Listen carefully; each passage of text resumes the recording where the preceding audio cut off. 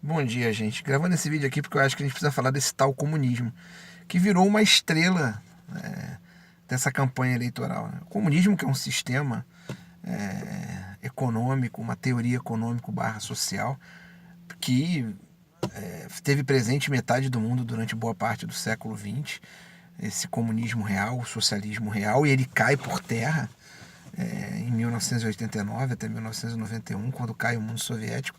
Mas estranhamente, 20 anos depois, né, 27 anos depois, ele aparece com força na campanha eleitoral brasileira, apresentado de uma maneira meio torta, né? Os eleitores do Jair, né, e seus seguidores, grupos como o MBL, enfim, adotam uma visão ou uma fala que apresenta o comunismo da seguinte maneira: um grande saco, um grande mal, um grande bicho-papão, onde tudo que eu não gosto está ali, onde as maiores maldades estão ali dentro e onde todas as pessoas com as quais eu não concordo são comunistas. O comunismo, para essas pessoas, ele tem uma imagem muito parecida com a que foi vendido sobre os comunistas na década de 1930, 1940, pelos estados fascistas. Por que eu digo isso? Porque minha mãe foi criada no estado fascista, meu pai foi criado no estado fascista, na Espanha de Franco. E a Espanha de Franco, veja só, na década de 40 já falavam as mesmas coisas que a gente tem ouvido hoje sobre esse tal comunismo, que era um sistema muito injusto que ia destruir nossas famílias, que era um sistema que ia matar as religiões, matar os religiosos, que é um sistema que vai pegar a nossa casa e vai enfiar 5, 6, 7 famílias porque não respeita a propriedade privada.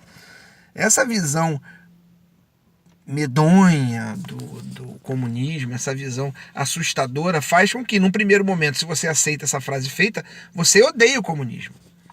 E odeie todas as pessoas que são apontadas como comunistas. Então, a primeira coisa que a gente vai tocar aqui, depois de apresentado o bicho-papão, é: qual é o interesse de ter esse bicho-papão?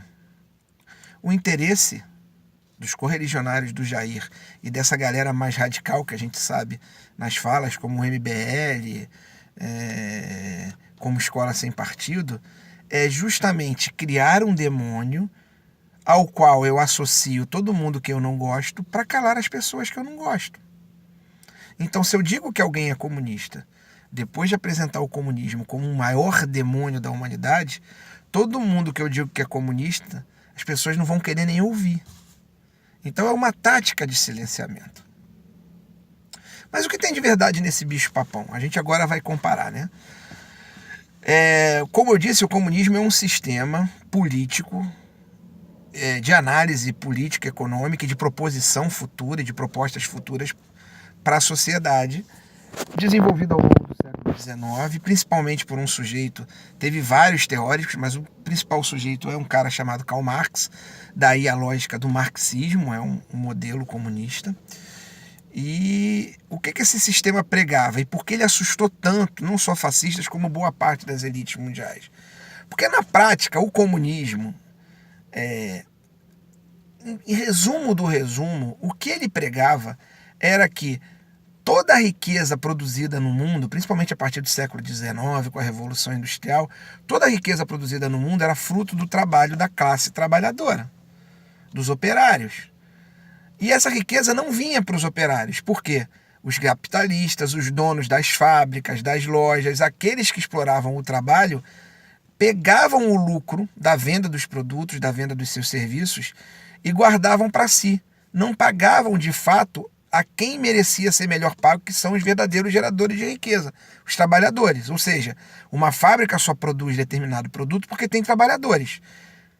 O que o comunismo dizia, a teoria comunista teórica dizia, analisando o capitalismo, e a análise marxista sobre o capitalismo é tão boa que muitos liberais a usam, e muitos economistas não comunistas do século XIX e XX usaram a análise de Marx para tentar melhorar o capitalismo. O Keynes é um desses casos, né? Criou toda as bases da social-democracia europeia, que funcionou muito bem durante muitos anos.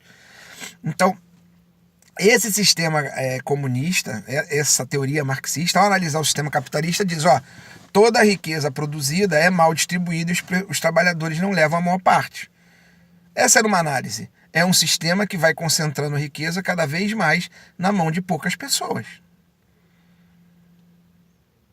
Essa análise não era o principal medo das elites. O principal medo das elites era uma outra fala. Porque, além de analisar economicamente o capitalismo, o marxismo propunha um caminho futuro, que dizia o seguinte: a maneira de acabar com as injustiças são os trabalhadores tomando para si o seu destino. É acabando com a propriedade privada. Uma fábrica não tem que ter um dono que não trabalha e explora o trabalho de todo mundo. A fábrica tem que ser dos trabalhadores. Então isso era uma luta pelo fim da propriedade privada. E o dia que os trabalhadores tomarem os destinos nas suas mãos, eles serão mais felizes e sofrerão menos. Essa fala é muito atraente para os trabalhadores. Vocês imaginem, você é um trabalhador do século XIX ou do século XX, que está tendo seus direitos cortados, que está perdendo tudo. Tem um cara que diz, se você tomar isso em mão, se você seguir o meu receituário, você vai ser mais feliz, você não vai ter mais patrão, você não vai ter ninguém te explorando. Essa fase é sedutora. Esse sistema seduz ainda mais a partir de 1917, quando o maior país do mundo vira comunista, a Rússia. Pregando essas coisas, agora aqui é o governo dos trabalhadores, os grandes fazendeiros não existem mais, os banqueiros não decidem mais, é o conjunto dos trabalhadores que decide. Para o trabalhador, esse discurso é sedutor. Na prática, isso aconteceu? Não. O comunismo, na prática, pelo menos no modelo que foi testado até hoje na Rússia, mostra que essa igualdade que ele defendia com o fim da propriedade privada, essa igualdade não acontece porque quem vai governar o Estado, nesse primeiro momento, o Estado dito comunista, é uma elite dirigente política. Então, as sociedades, os países que adotaram o comunismo podem ter sido socialmente mais justos, mas politicamente enfrentaram o problema da falta de democracia e da existência de uma elite política que era diferente, ou seja, que ia contra essa lógica da igualdade que o comunismo defendia. Mas tudo isso para dizer que o comunismo é uma leitura válida da sociedade. A gente pode concordar, a gente pode discordar, a gente pode ver qualidades, a gente pode ver defeitos. A gente pode aproveitar, sim, as análises econômicas de Marx para criticá-las e até para aceitá-las. Porque alguns campos da história e da economia elas têm muita validade.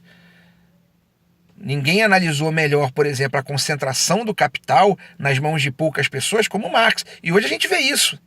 Hoje a gente vê que, por exemplo, 6 brasileiros têm a mesma quantidade de riqueza que 150 milhões de brasileiros mais pobres.